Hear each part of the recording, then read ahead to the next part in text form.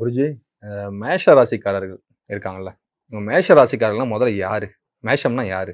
மேஷ ராசிக்காரர்கள் காலபுருஷ தத்துவத்தினுடைய முதல் ராசி.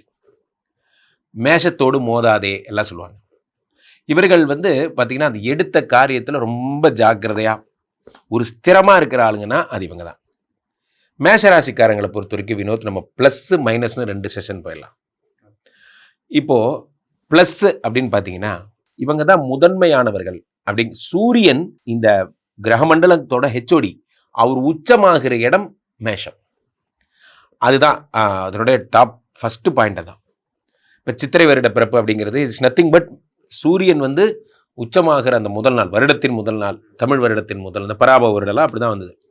ஸோ அந்த மாதிரி இவர்கள் சூரியன் உச்சங்கிறதுனால நெருப்பு ராசி. இவர்கள் 4 ராசி இருக்கு. நீர், நிலம், நெருப்பு அதெல்லாம் சொல்றாங்கல்ல. அந்த மாதிரி இவர்கள் நெருப்பு ராசி. எப்போ பாரு டென்ஷன் ஆகிற ஒரு ஆளுன்னா அது மேச ராசிக்காரன் தான்.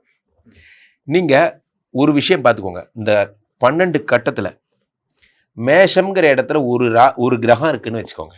அது ஏதோ ஒரு கிரகம் நிச்சயம் வாழ்க்கையில் முன்னுக்கு வந்துருவாங்கன்னு அர்த்தம்.